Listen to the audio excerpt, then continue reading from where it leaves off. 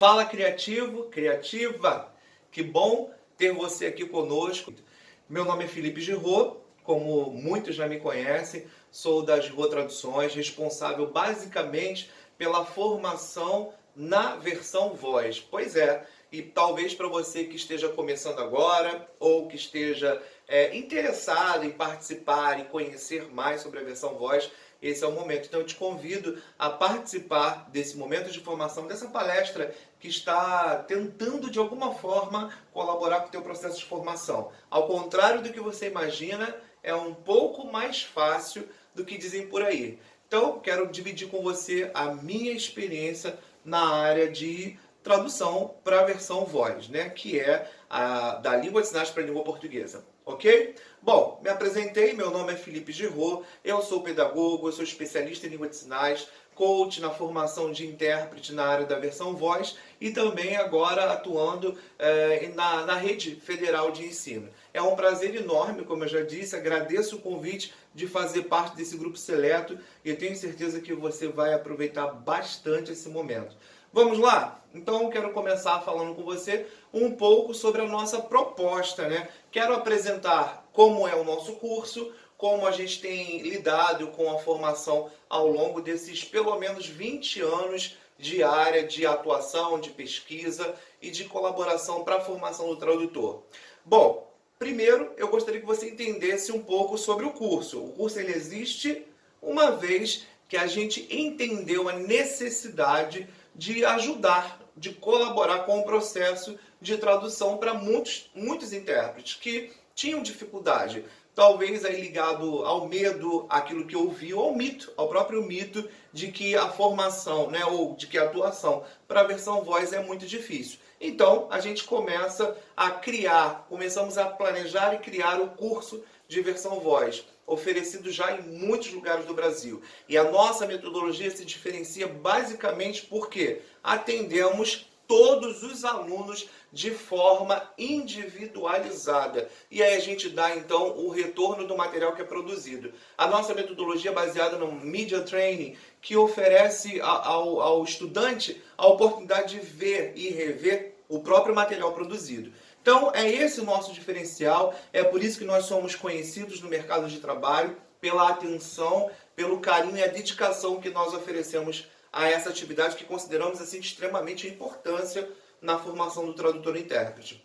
Bom, para começar a falar e lembrar a você que usamos basicamente metodologias parecidas com o curso de formação para oratória, que tem muito a ver conosco, nós trabalhamos então com ênfase à voz.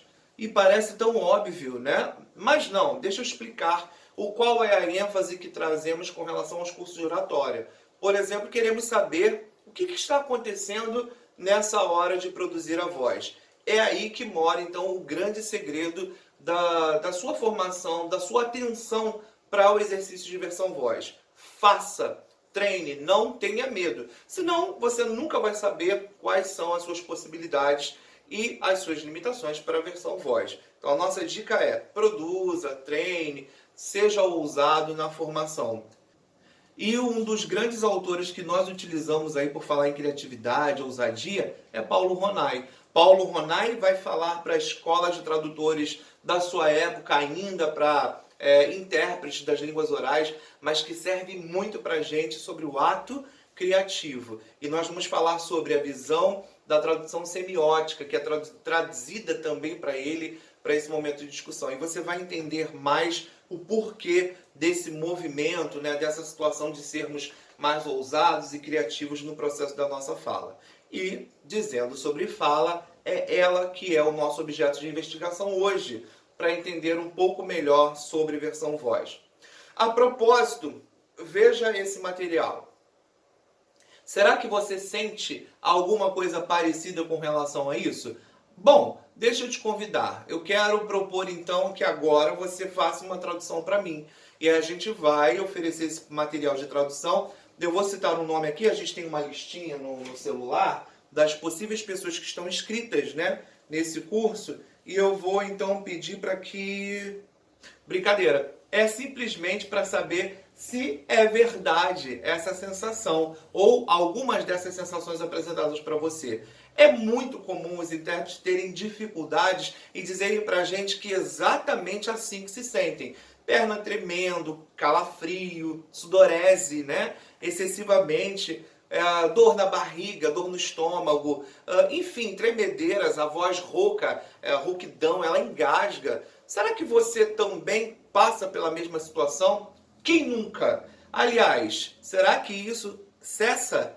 Eu acredito que você vai poder me responder durante a caminhada. A propósito, nossos alunos têm nos dado feedback muito legais a respeito do controle. E é exatamente esse controle que nós vamos discutir aqui. Esse controle emocional que sobrecarrega a sua fala na hora de fazer a versão voz. Vamos lá? Eu tenho algumas coisas para apresentar para você. A primeira coisa que eu quero chamar a tua atenção para desmistificar essa situação de que, ou essa fala, esse mito de que a versão voz não é para mim porque ela é muito difícil, é você entender que a língua portuguesa é sua. Aliás, a língua oral de onde nascemos, ela é nossa, com propriedade, legitimidade e nos dá muita condição, certeza, segurança de desenvolver um bom trabalho. Pois é, a língua portuguesa é a nossa língua mãe e nós deveríamos sentir grande segurança quando falamos de versão voz. Ao contrário daquilo que dizem por aí. Não gosto de língua portuguesa. Por favor, criativa, pare com esse tipo de vocabulário. Não admita esse tipo de frase. Não faz sentido pra gente. Então, seja você criativo e criativa e ousado no uso da própria língua portuguesa. Para quem que a gente realiza a versão voz? Já pensou sobre esse aspecto que é fundamental? Quando nós estamos sinalizando, nós trafegamos pela língua de sinais com o máximo de esforço e criatividade para que a clientela surda possa entender com mais precisão aquilo que nós queremos. Isso envolve vários tipos de traduções, correto? Bom, e agora, na versão voz, o teu público-alvo não é mais o surdo, ele é o ouvinte. Então você deve trabalhar com o mesmo esmero, com a mesma intensidade e esforço para que a mensagem seja clara e confortável. Muito mais que clara, também confortável para que essa comunidade de ouvintes possa se sentir acolhida durante a tua voz. A sua voz é o seu cartão de visita. Portanto, a tradução de versão voz, ela pode deixar marcas positivas ou negativas logo no início da sua tradução. E é isso que nós vamos ver aqui durante a nossa palestra. Quirilos 2005 vai dizer que o ato comunicativo, a comunicação, é a ferramenta mais importante que nós temos para a evolução profissional. Isso em qualquer área. Pense sobre isso. Saber se comunicar é muito importante. Versão voz é um ato comunicativo. E isso, para a nossa vida profissional, é muito, muito significativo para que as pessoas reconheçam aquilo que temos de maior qualidade durante o desempenho do nosso trabalho. E como que a Girô Traduções definiria, então, versão voz? O processo tradutório da versão voz é um processo tradutório interativo em que o objeto do tradutor é ter as suas ideias formuladas em palavras orais a fim de que sejam ouvidas e traduzidas eficientemente pela plateia.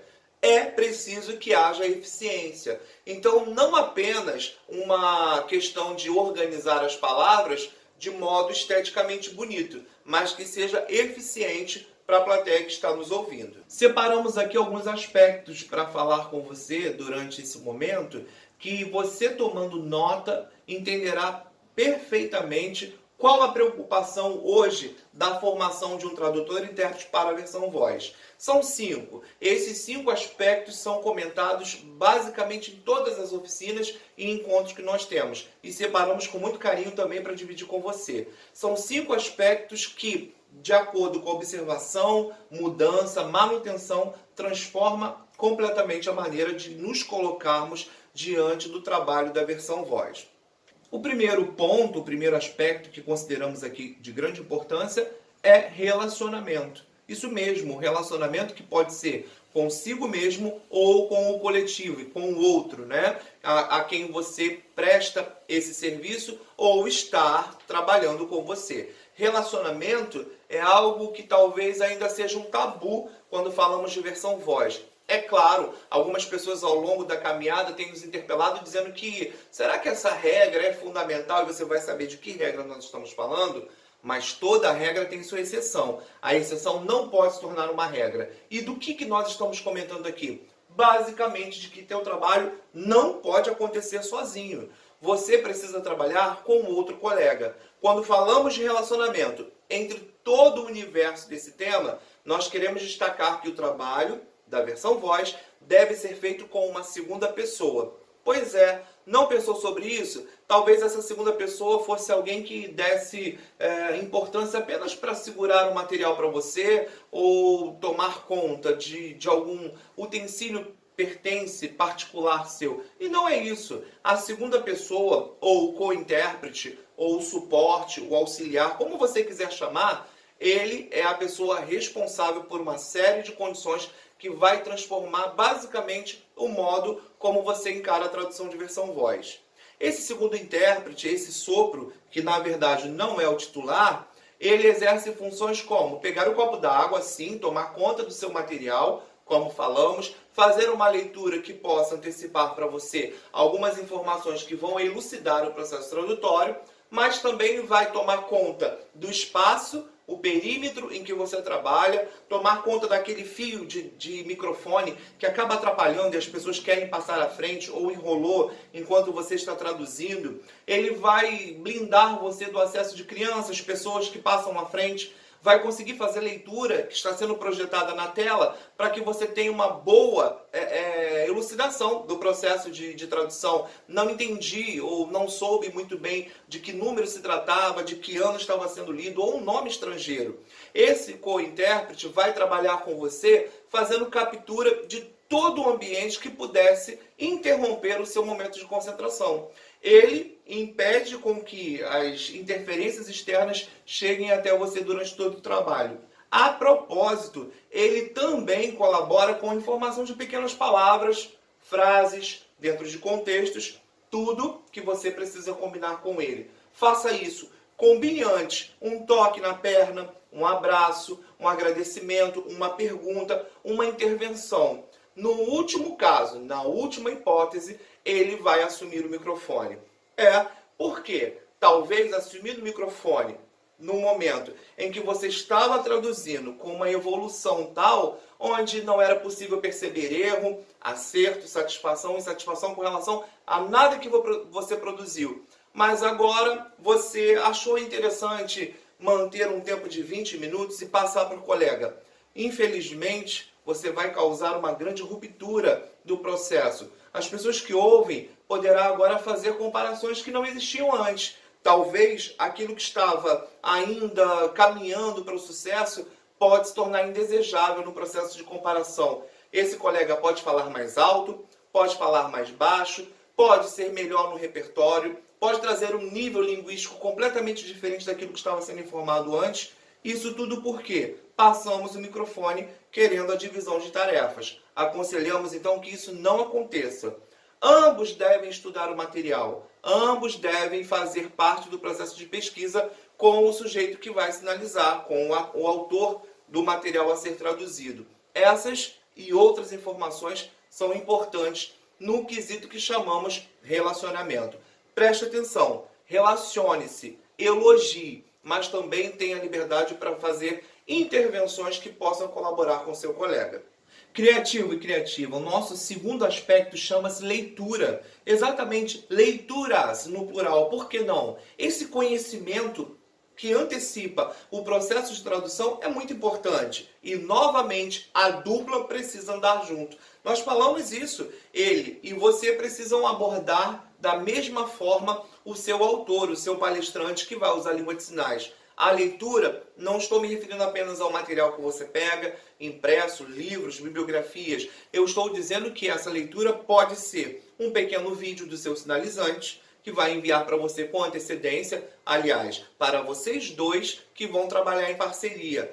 pode e deve ser a leitura de uma pequena entrevista antes de começar o processo tradutório. Você vai conhecer muito mais aquele assunto e aquela pessoa que vai sinalizar, a forma que ele sinaliza, como ele vai usar a datilologia, isso tudo interfere muito no processo de tradução. Então, fazer a leitura e ter esse conhecimento, tanto da teoria do assunto tratado, quanto de todos os jeitos envolvidos no processo tradutório, vai colaborar. É claro que aqui a gente não vai conseguir aprofundar todos os aspectos com seus detalhes, minuciosos, não conseguiremos. Talvez um curso completo daria conta disso, mas estamos tentando de alguma forma colaborar com você para que você entenda a importância de observar pelo menos esses 5 aspectos, para que você tenha grande êxito no seu processo tradutório. Você, inclusive, é responsável por disseminar esse conhecimento. Imagina, chegando a um lugar e podendo colaborar com informações que vão trazer sucesso para toda essa equipe. Porque quando falamos de relacionamento, estamos falando que o sucesso não é apenas de um, mas de todos. E que o desastre, a vergonha, o erro pode ser de toda a equipe quando eu me recolho nesse mundo de falta de informação ou não querendo ser solidário com o colega. Agora, o terceiro aspecto vai falar sobre o domínio dos pares linguísticos envolvidos no processo tradutório da versão voz. Parece ser óbvio demais falar que precisamos dominar a língua portuguesa, mas será que é óbvio demais dizer que você precisa também dominar a língua de sinais? Sim, ela precisa ser dominada. Às vezes não nos damos conta. Estamos presos simplesmente ao uso da língua portuguesa. Quantas vezes utilizamos palavra, sinal, palavra e engessamos o significado daquele contexto ou daquele sinal utilizado? Isso porque desconhecemos completamente o uso cultural do sinal feito. Eu preciso entender, então, de que forma semântica e pragmática aquele sinal foi empregado naquele contexto. Pois é, as escolhas lexicais, elas têm muito a ver com a vivência. O curso básico de língua de sinais que você deva ter feito em algum momento tem grande influência sobre esse processo. Ele pode ter sido um curso que te ofereceu bagagem suficiente para ampliar o repertório, ou, infelizmente, te limitou ao conhecimento de apenas um significado para cada sinal feito. Como isso é ruim? E falar sobre esse tipo de conhecimento dos pares linguísticos é entender exatamente que nós precisamos ampliar o repertório, não somente de vocabulário, mas também o repertório cultural. Eu preciso estar junto, envolvido, junto com essa comunidade surda para entender mais sobre tudo o que aquilo quer dizer naquele exato momento. Existem sinais, por exemplo, que vão fugir completamente do contexto que você imaginava ser, da maneira que você ouviu esse tempo todo ou que te ensinaram lá no curso, lá atrás da sua jornada. Vou dar um exemplo muito comum, esse sinal. Quando então você está numa palestra ou numa sala de aula, e a gente pode trazer o processo tradutório para a versão voz em qualquer ambiente, para qualquer ambiente, e o surdo então levanta a mão ou um sinalizante e diz assim: o que veio à tua cabeça? Ah, farei uma pergunta. Não é? A maioria vai dizer: eu quero fazer uma pergunta. Então ele vai lá à frente, sobe, se apresenta de frente ao quadro, diz para o professor ou diz para a plateia o seguinte: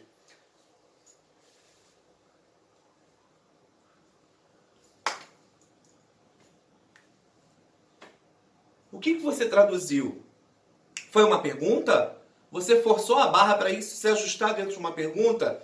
Criativo, isso não foi um ato de criatividade, isso foi um sufoco, foi um desespero, porque então você começou pelo micro e depois você viu que não tinha mais para onde correr. Isso aqui não necessariamente será sempre pergunta, mas pode significar, dependendo do contexto, fala, pode significar colocação, pode significar uma série de palavras para a língua portuguesa. E aí, então, eu preciso ter muita atenção. Ampliar esse repertório significa perguntar no ato da entrevista se existe um sinal próprio, algum neologismo, algum sinal criado para aquela pesquisa, ou que significado aquele sinal representa dentro daquela palestra. O próximo aspecto é o conhecimento, o aprofundamento da língua portuguesa. Agora sim, nós separamos, então, de grande importância entender como aspecto específico. Preciso conhecer a língua portuguesa.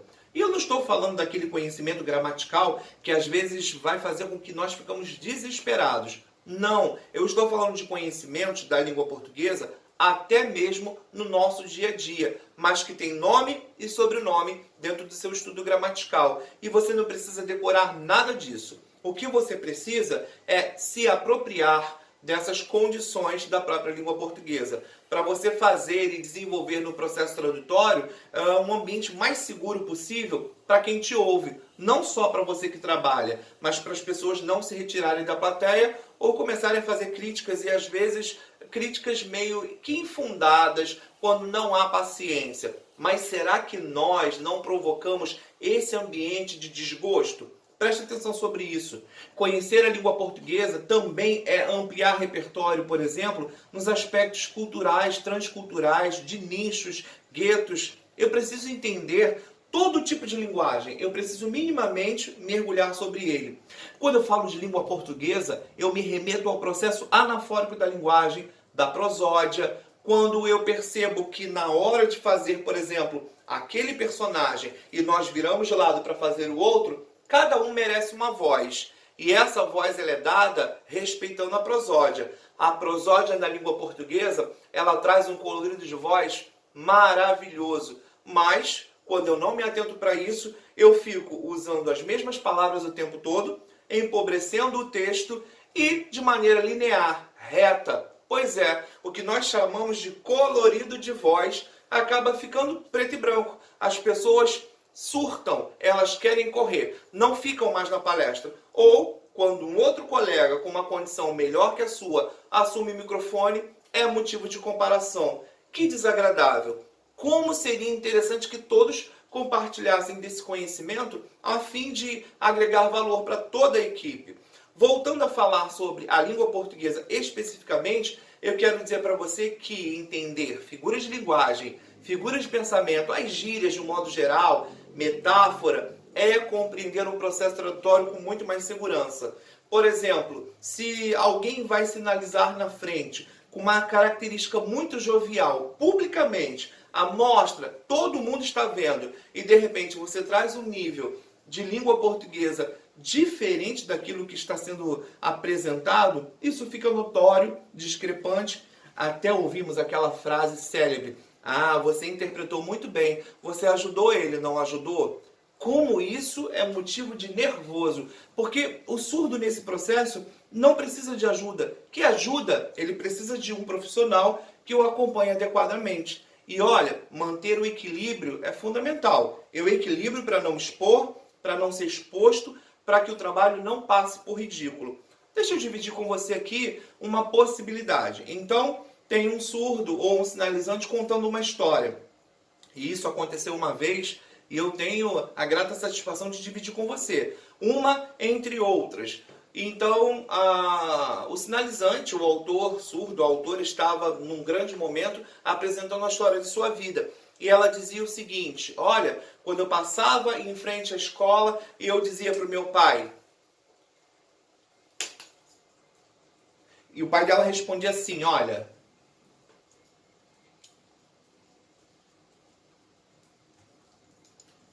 Você sabe a versão voz empregada? Foi basicamente o seguinte: pai, eu quero muito estudar nessa escola, como eu gostaria, pai, eu quero ficar aqui. E o pai então respondeu: minha filha, não, essa escola é muito longe de nossa casa, infelizmente não vai dar. Entende a diferença? Não foi nada forçado, não expôs ao ridículo, mas tratou-se de um ato totalmente criativo para quem nos ouvia. Provavelmente a plateia que já conhece língua de sinais esperava a mesmice, a retidão. Mas você trouxe vida. Vida para um processo de fala que estava presente durante a apresentação do sinalizante, mas que por omissão, na maioria das vezes, torna a fala pobre, inacessível, reta demais, sem colorido. Preste atenção sobre isso. Domine a língua portuguesa, saiba usar as gírias no momento certo, saiba usar o vocabulário dos guetos, dos nichos de atuação, para que você tenha sucesso e a tradução seja brilhante. Estamos caminhando para o final dessa nossa conversa. Quanta coisa eu gostaria de compartilhar com você, mas esse curto prazo de tempo não oferece a formação na sua amplitude, mas deixa você com um gostinho e pelo menos com um interesse de poder se tornar um pesquisador. Não deixe de estudar. Nós falamos sobre língua portuguesa, lembrando a você que tem a ver com coerência e coesão, para não deixar de produzir aquilo que não faz sentido em momento algum. Agora nós vamos falar sobre o aspecto relacionado à autoestima, à autoimagem. Você consegue definir? Consegue diferenciar? Ambos andam lado a lado, atrelado, mas eu preciso entender basicamente no que isso vai interferir no meu processo tradutório. Pense sobre isso. Falar sobre autoestima, falar sobre autoimagem, como eu me vejo, como os outros me olham nesse processo, traz interferência para a nossa produção oral. Você sabia? Sabia, no fundo sim, mas como ninguém comentou sobre isso, você carrega essas dores e essa preocupação como se fosse um grande fardo. Quero começar a refletir com você o seguinte: será que não carregamos grandes fabulações a respeito? Mentiras, estamos inventando, permitimos com que o nosso estado de tensão invente tanta coisa pra gente e acabamos acreditando nesse processo. Pois bem, orientações, anote, saia de casa bem resolvido consigo mesmo. Pois é, levante-se disposto, sabendo que hoje é o dia de trabalho, você vai encarar uma versão voz, acredite em você. Não acredite naquilo que disseram sobre você ou disseram contra você, mas acredite naquilo que você confia e sabe que é capaz de resolver e é capaz de desenvolver no processo tradutório. Às vezes acordamos meio mal-humorado com a briga que tivemos anterior, uma pequena discussão, ou bebemos demais durante a festa e agora temos uma ressaca. Que horror! Quanto peso que vai ser caminhado para esse ambiente de trabalho. Tente fazer isso de outra forma. Não leve com você. Deixe em casa. Essas sensações não poderão pertencer ao momento de atuação, porque você não percebe, mas poderá trazer influências muito pesadas, muito ruins no processo da sua produção vocal, da sua produção oral. Procure, no ambiente de trabalho, se envolver num lugar de concentração, onde você troque informações com seus colegas, onde você não seja interrompido. Minutos antes, faça exercícios onde a sua voz seja aquecida, onde a sua concentração esteja para aquele material e você não se envolva com influências externas. Por exemplo, imagina que você vai começar um processo de tradução, mas que minutos antes você resolveu sair para ir ao banheiro ou comer um lanche lá no coffee break, e nesse momento você se depara com alguém que você não gostaria de ter se deparado. Essa pessoa faz comentários desagradáveis sobre a equipe, sobre o trabalho, sobre o palestrante, ou mesmo sobre a sua vida pessoal. Quando você retorna para esse momento de tradução, para o ambiente, você já vem abalado, desestruturado, não é verdade? E não sabe por quê. Não permita que esse tipo de coisa aconteça. Falar sobre autoestima e autoimagem é entender também a sua limitação e a sua possibilidade. Esse entendimento faz com que o trabalho de parceria valha a pena. Permite com que você se desenvolva muito mais, com que a produção seja com mais excelência. Permitir que o outro possa fazer no lugar onde eu não consigo, onde eu não entendo, não sei muito bem aquela temática, não consigo desenvolver aquela área, eu passo para o outro, ou permito que o outro cause interferência positiva no trabalho da equipe. É entender que a humildade nesse processo faz toda a diferença. Lembrar a autoestima, a autoimagem, é lembrar também sobre o código de conduta. O código de conduta existe porque pensaram sobre esses aspectos. Por exemplo, será que eu posso ir com uma roupa muito desconforme aquilo que preconiza o trabalho de tradução? Ela está totalmente estampada ou ela tem um corte onde não deveria, e aí o tempo todo então eu vou ficar cobrindo aquela situação que está desagradável, está me incomodando. Isso tira o foco da minha interpretação, me desconcentra. Então eu vou com um salto maravilhoso, vocês mulheres, né, vão usar um salto alto que você sempre quis, mas você sabia que aquele salto estava comprometido e de repente, no meio do caminho, na melhor das hipóteses, no meio do caminho, ele quebra. Como lidar com isso? Então agora eu tenho que correr atrás de uma substituição. E isso diante do ato tradutório, frente ao momento que eu preciso entrar em cena para fazer a tradução. Será que a tradução vai ser bem contemplada, vai ser bem efetuada?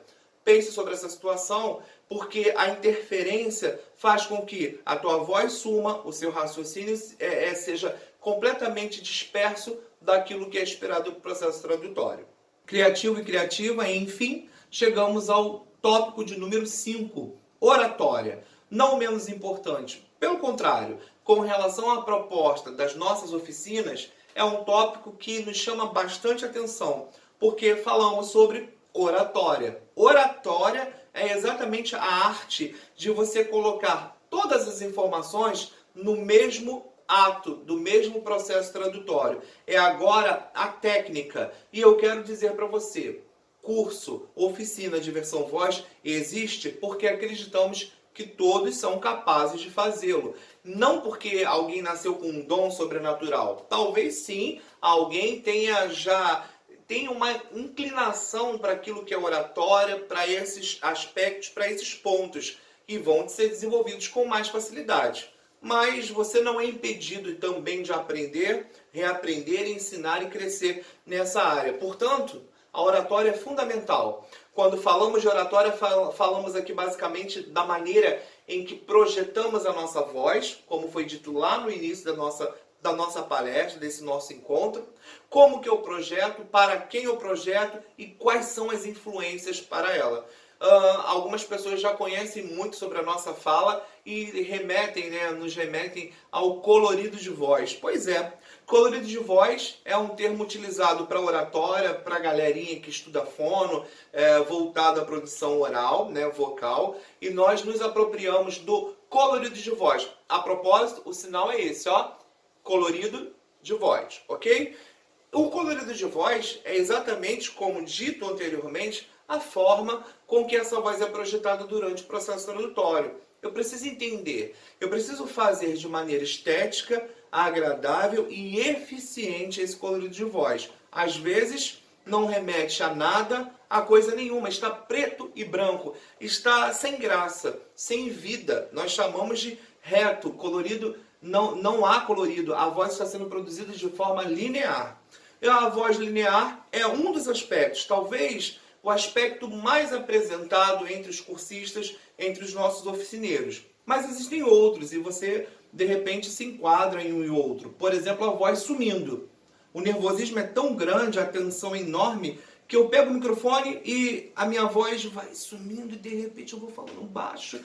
Por causa do meu nervosismo ou a minha vergonha, a timidez são aspectos que causam esse sumiço na voz.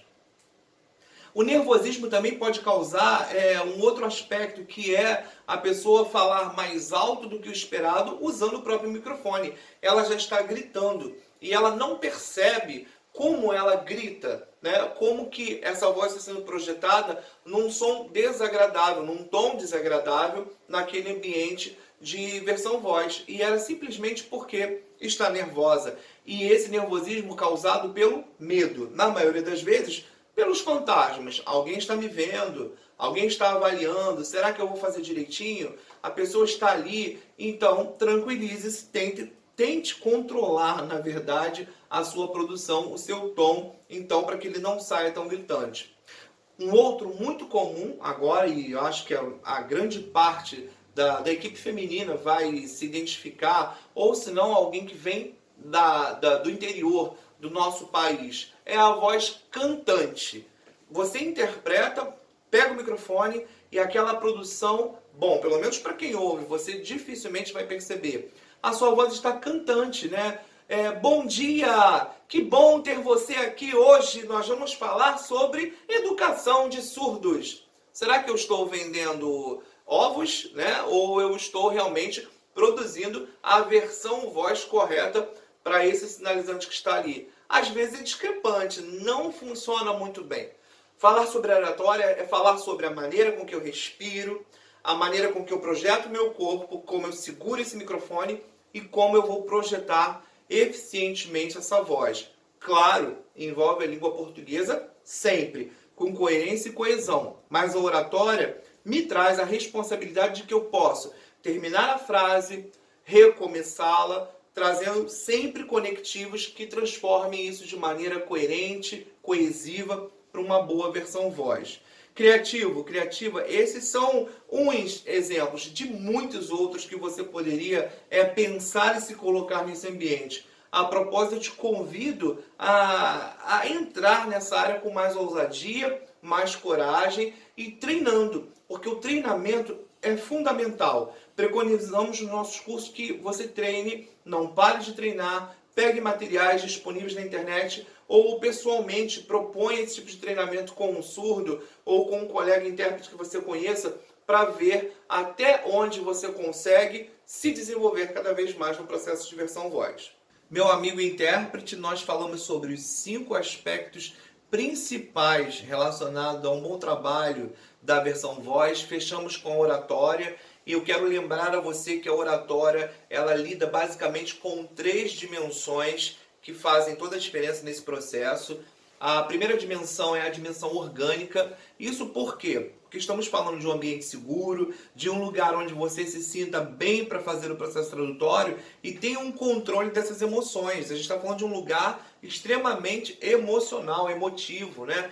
E aí, esse lugar leva em consideração 3 dimensões. A primeira é a orgânica. É a maneira como eu me comporto biologicamente ou como eu me encontro biologicamente. Pense sobre isso. Eu posso estar, de repente, com uma dor de cabeça muito grande, com uma dor de barriga, um nervoso, não enxergando muito bem. As dimensões biológicas levam em consideração todo tipo de aspecto da maneira do meu corpo se apresentar e interfere na minha produção oral, na minha produção da versão voz. A maneira como o meu corpo está vai interferir no processo tradutório. A segunda dimensão que nós prestamos muita atenção no processo de avaliação do material que chega para a gente, das orientações que damos aos tradutores, está ligada à autoestima e autoimagem, que é a dimensão psíquica. É uma dimensão ligada à subjetividade. É aquilo que dissemos anteriormente. Como eu encaro o processo de versão voz, como eu estou comigo em relação aos outros. Será que eu consigo desenvolver um trabalho de boa parceria, independente do colega que vai dividir o serviço comigo, independente se eu tenho ou não afinidade com ele? Pensar sobre as condições psíquicas é entender mais uma dimensão que traz para mim uma possibilidade de análise e controle das minhas emoções no processo tradutório. E a terceira dimensão que nós discutimos na análise de todo o material é a dimensão social. Quais as implicações dessa dimensão? O que é a dimensão social? A dimensão social ela está ligada basicamente à cultura, à tradição, à religião, ideologia. Como eu lido com esses aspectos durante a tradução para a versão voz. Já que eu tenho a intenção de me colocar no lugar do outro e de fazer muito bem feito o que o outro faria sinalizando e agora eu trago para a versão voz, eu preciso considerar se essas dimensões ou se a dimensão ligada à cultura, ideologia, interfere na minha produção. E ela interfere de forma a deixar claro ou tendencioso. Preciso entender que eu sou neutro, eu sou a medida do possível. É imparcial, neutro. Claro, Bakhtin vai discutir sobre isso e nós já ouvimos muito falar sobre a quase não neutralidade. Mas o que eu estou querendo dizer é que para a produção oral e a produção vocal, essas situações não podem interferir no produto que eu vou entregar para o meu cliente ou no produto a qual eu estou sendo submetido a fazer. Eu não posso, então, negar a existência desses fatores ou dessas características na dimensão social a ponto de prejudicar a minha produção para a versão voz. A voz reflete o dinamismo emocional e intelectual de um indivíduo, Piccolotto Soares. Você percebe, então, o grau de responsabilidade que trazemos com o ato da versão voz sendo bem feito, sendo bem produzido? É a maneira como me veem, é aquilo que eu sou. Há aquele ditado conhecido aí do pessoal que trabalha, né, com alimentos e dietas, que vai dizer que nós somos aquilo que comemos, nós somos aquilo que falamos. Na versão voz, no ato tradutório, nessa visão profissional, eu sou aquilo que eu consigo projetar, aquilo que eu consigo produzir. Então temos que levar bastante a sério esse processo. Sério, seriedade, compromisso é diferente do medo. O que nós trouxemos aqui para vocês foram mecanismos e ferramentas para que você pudesse fazer escolhas de um lugar mais bem sucedido, de um lugar mais seguro, onde você tenha possibilidade de tramitar. Não possibilidade de desenvolver medo, desatenção, não, muito pelo contrário. Nós trouxemos aqui ferramentas que você analisa dentro de muito treinamento aquilo que você já consegue fazer com excelência, ou os erros que você já sabe que não podem ser cometidos. Pensar sobre a voz, a produção dela, o conhecimento dessa língua de sinais baseado numa cultura, numa imersão mais ampla nesse aspecto cultural, pensar nessa leitura de mundo da língua portuguesa de um modo geral e naquilo que você já traz consigo como background para ajudar na tua formação, no seu desempenho profissional para a versão voz. Bom, pessoal, foi um prazer enorme. É claro que a gente não consegue aqui trazer todos, né, os detalhes e pontos baseados na formação da versão voz, mas como prometido, ou pelo menos o esperado para nós, para quanto equipe que trabalhamos, é dar a você as condições mínimas desse trabalho, para que ele seja desenvolvido com dignidade, com mais tranquilidade. Esse o nosso interesse. Faça uso dele. A propósito, siga-nos nas redes sociais, tá bom? Vai ser um prazer poder divulgar aquilo que temos de novidade, os cursos que já temos em andamento, e você sendo o nosso aluno, o nosso cursista, o nosso criativo e a nossa criativa. Vai ser um prazer enorme te receber. Eu quero, inclusive, deixar aqui o compromisso. Você que está assistindo esse ciclo de formação de modo atemporal, né? Para esse ano de 2020, para esse período que nós estamos vivendo aí no mundo inteiro, eu quero deixar até o mês de novembro. Essa promoção ela vai ficar disponível para você que usa o Instagram. Coloca lá no seu story. Eu sou um criativo, eu sou uma criativa e quero fazer o curso de versão voz das Rô Traduções. Marca a gente no story, quando nós vermos, você vai ser contemplado com 30% de desconto do valor do nosso curso. Dá uma olhada na nossa plataforma, está disponível aqui no link que você pode ver, e vai ser um prazer enorme receber você que faz parte aí da central carioca de intérpretes de Libras, tá bom? Então, assim, um prazer enorme ter estado aqui. Novamente eu agradeço ao pessoal da coordenação que entrou em contato, que solicitou. Para nós é uma honra poder ter contribuído. Eu espero que contribuímos um pouco com o seu crescimento profissional, com seu desenvolvimento para a versão voz. Esse é o nosso prazer. Nós só estamos aqui por isso, porque acreditamos no trabalho do intérprete de língua de sinais e que ele deve ser cada vez melhor, mais qualificado. Até lá, a gente se encontra então criativo e criativa. Faça bom proveito desse ciclo de formação, porque na minha época não tinha. E olha que prazer poder colaborar com esse momento. Um grande abraço, a gente se vê lá.